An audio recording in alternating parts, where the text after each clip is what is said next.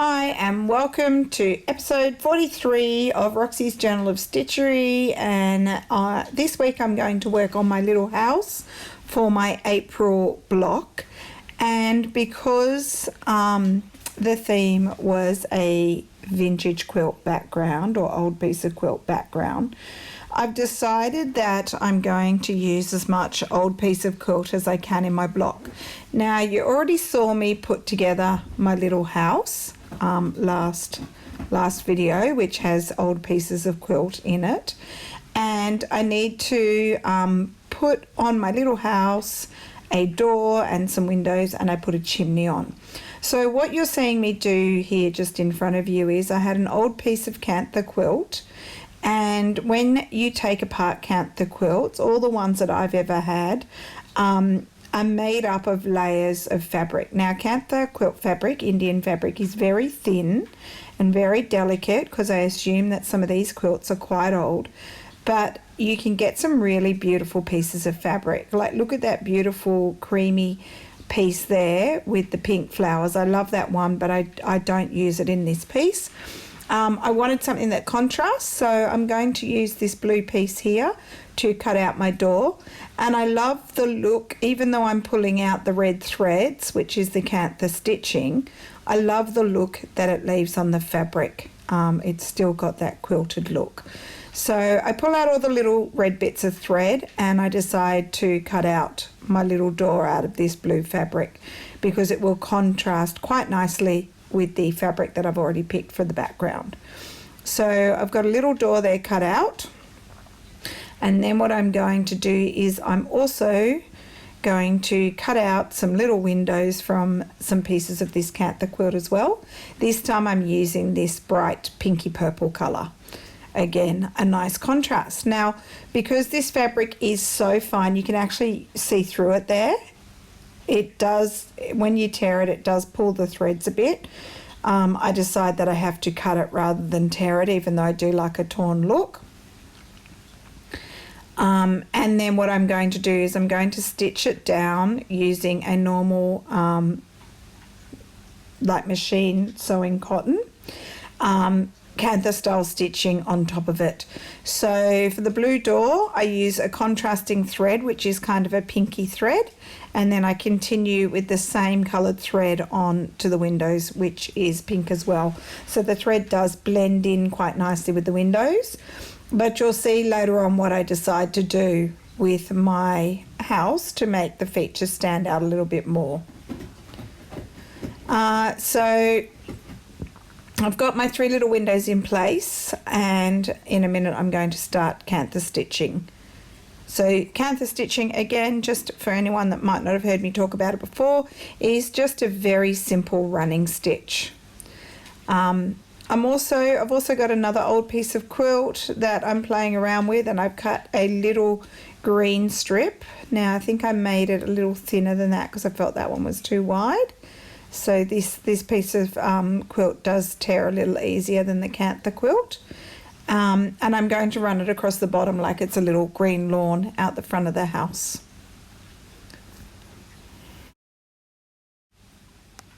And I also want to add a little chimney. So I've got this little scrap here, again, a fabric that has come from the inside of my cantha quilt. And I'm just cutting it down into a little chimney shape that I'm going to stitch onto the side of the roof. So I really like the fact that all the pieces that I'm using in my house are all old pieces of quilt, except for that little scalloped edge, which was an old trim that I bought. And what else am I cutting? I'm just trying to see, cutting something else down. I actually was testing out a different piece of quilt to see if I like that better, but I don't, because I feel like that one blends in too much with those red flowers, and the pinky purple is a better contrast. So I just have to say, you'll see me start stitching in a minute, but I just have to say this has been my absolute favorite month so far, by far. I'm absolutely loving all the little cottages that I'm seeing, even though I know I'm not commenting on everybody's cottages on Instagram, and I've been terrible again at replying to YouTube comments. I'll try and get some replies in the next couple of days. So sorry if you've asked me a question I haven't responded yet. I'll try to get that done tomorrow. But especially on Instagram and also in the Facebook group, Rachel and I are just loving all the little cottages that we're seeing. We actually were both saying tonight that we feel like ours are pretty basic and pretty simple compared to what everybody else is doing. Some of those embroidered ones are just unbelievable. So we've really loved this month. It's a perfect combination with Old Quilt and Country Cottage. And the work that everyone is doing has been brilliant and very inspiring. And it kind of makes me want to do mine over again because mine's so simple. But I do have a bit more embellishing to do. So my little cottage is quite simple, but I think it's cute.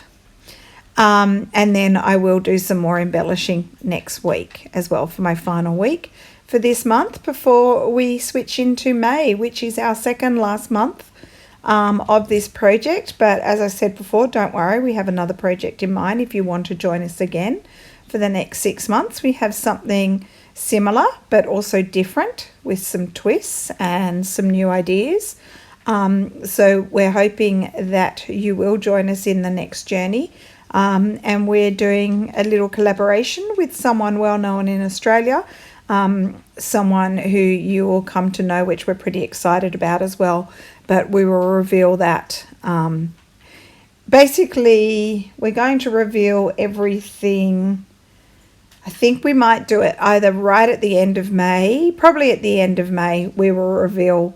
So in about a month's time or just over a month, we're going to reveal the next project because we want to give you time to get organised because we'll be hitting the ground running in July with the new project. And this time round, because we've already done the first 6 months and all our beginners are not so much beginners anymore, but have some experience, we're hoping to throw in a few more challenges for the next project and have everyone create more than what we've done in this project, which has been very slow to cater for the people that needed it to be slow. And the next one, you'll be creating more than what you're doing in this one.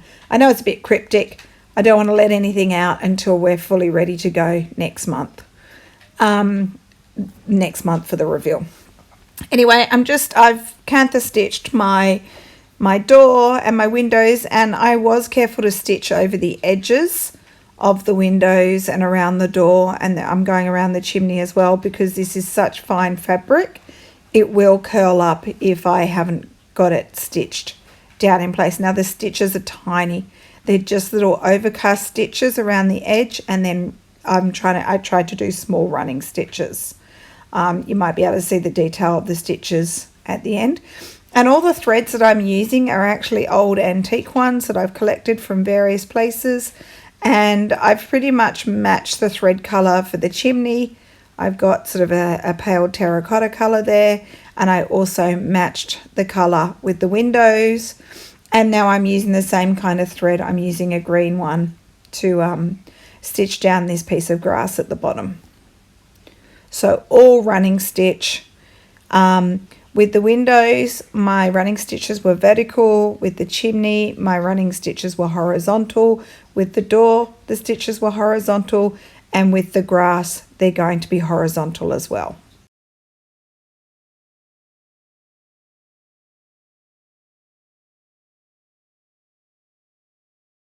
So all my bits and pieces are stitched in place. And now what I was thinking I might do is add a little piece of rickrack along the grass just to give it a little interesting detail. I do have a lot of different rickracks. I particularly like these ones that I'm showing you at the moment because they're hand dyed and they've got some varied green colours. I did like the first one, the colours of the first one better than this one, but this one is the one that I go for because it's a bit smaller, and I thought the other one covered up the green fabric too much. So just to add something interesting, like it's a little garden down the front, I'm putting in this rickrack. Now the way I'm going to stitch it down is I'm using a 3 strands of a 6-stranded thread in green, and I'm just doing a little cross stitch over the rickrack at certain points. So stitching down my rickrack, I might even decide to embroider some little flowers along this rickrack, along the garden, which is what I'll be doing next week, because my focus next week is to give my little cottage a country garden to go along with the cute little house.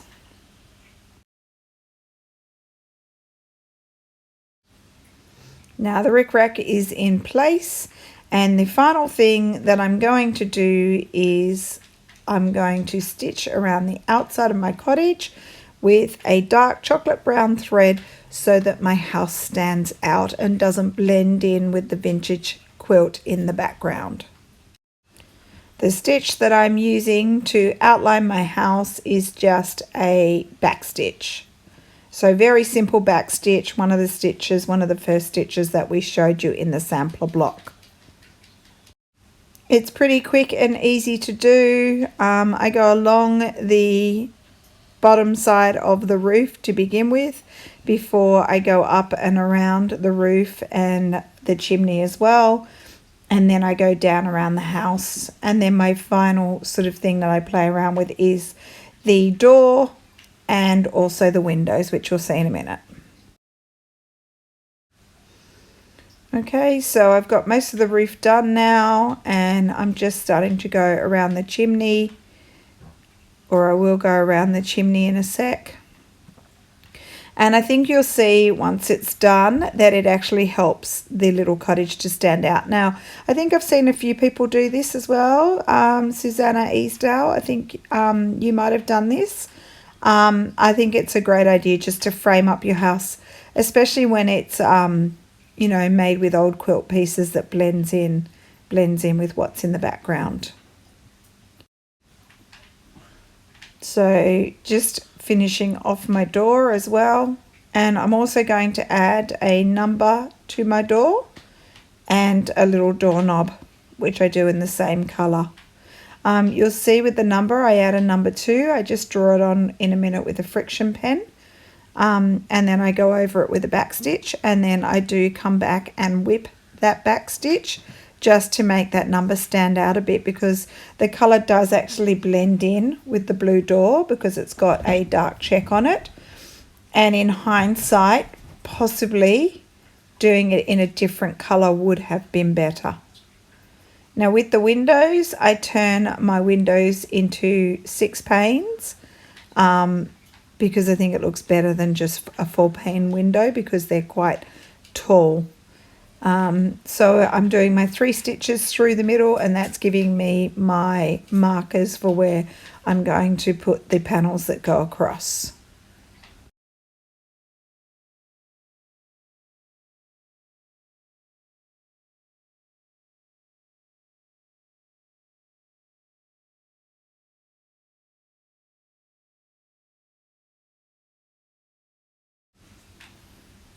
Okay, so you can see there that top window's done, and I'm just finishing off my 3rd window in the same style. Again, being careful because this Cantha quilt is super thin. So just making sure I'm actually just capturing the edges there with my stitches. But remember, I've already Cantha stitched my windows in place, so that little piece of fabric won't be going anywhere, because it's all stitched down. So finishing off my last window with my 6 panes of glass. So time to add the little number to my door. So I'm just sketching out a freehand drawing a number 2. Probably can't see it very well, but I'm going to stitch onto it so you'll see where it is. And then I add a little French knot, which will be my doorknob. So again, just a back stitch, just like I've done with everything else, to generate my number 2. And then, as I said before, I will come back and whip that back stitch just to accentuate that number a little further. If I was to do it again, I probably would do it in a more contrasting colour, like even like yellow or something like that, where it would stand out better, because I do feel that that chocolate brown does blend in a little bit with the background. I'll bring it up to the camera in a second and you'll be able to see it a little bit better with the detail.